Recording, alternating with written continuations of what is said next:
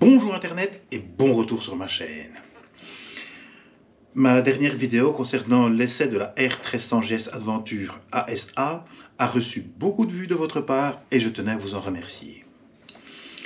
Et je n'ai pas résisté à aller sur le configurateur BMW, je vous l'avoue, pour pouvoir faire un modèle qui correspondrait au mieux à mes désirs, à mes besoins et autres pensées. Et justement, lorsque j'étais sur le configurateur, une pensée m'est venue. Est-ce que nos anciennes versions de R1300GS sont-elles devenues obsolètes ou pas? Bonne question, me direz-vous. Je pense que vous comme moi, lorsque vous avez acheté votre fidèle destrier, si vous l'avez encore, on vous l'a vendu pour le dernier modèle au top de la technologie et des options existantes, ce qui est le cas pour la mienne.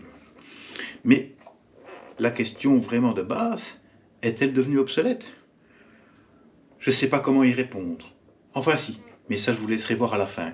Parce que si on regarde un petit peu, malgré toute la nouvelle technologie qui est mise en œuvre sur les nouvelles versions 1300GS, 1300GS Adventure, c'est incroyable.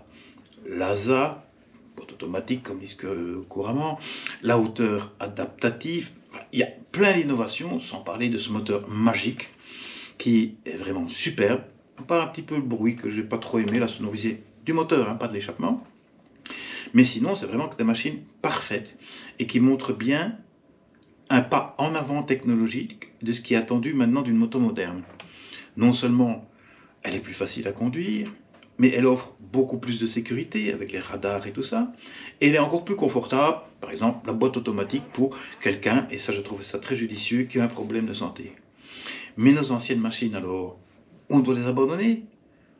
Non. Franchement, non, je ne pense pas, parce que il y a quelque chose qui n'apparaît pas encore, ou qui n'est pas encore créé avec les nouvelles versions des GS actuelles, que ce soit Aventure ou normale, c'est qu'il n'y a pas encore d'histoire. Nous n'avons pas encore, pour la plupart d'entre nous, d'histoire avec sa machine. Alors que nos anciennes montures, oui, on a toute une histoire, que ce soit une déformation, une petite griffe sur le réservoir ou sur le cadre, on se dit ah oui, ça c'est ça, c'est ça. Et en plus, elles nous ont emmenés partout, en tout cas moi c'est mon cas, et elles nous ont toujours fait rêver.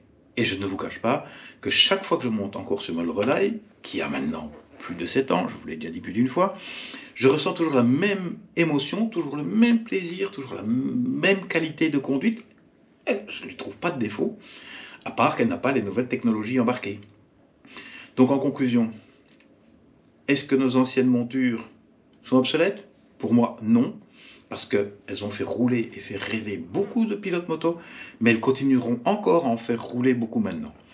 Bien, je vous remercie de m'avoir écouté sur ce bref petit commentaire sur mes vidéos et mes pensées et mes réflexions, et je vais de ce pas aller voir sur le configurateur pour être certain que je n'ai rien oublié. Allez, à la prochaine sur la route ou dans le garage, suivant la météo, et entre-temps, ride safe, bye.